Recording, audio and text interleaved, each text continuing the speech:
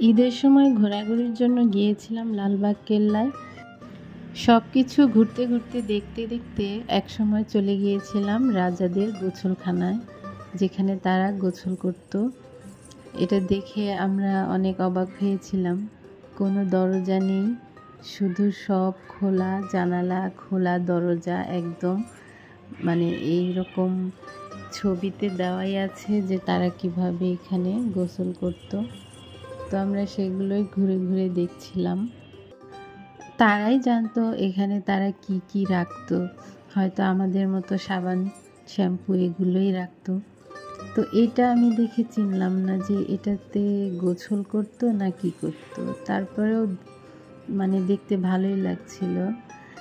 তবে সবচেয়ে মজার ব্যাপার হলো এখানে লাইটের তো কোনো ব্যবস্থা ছিল না।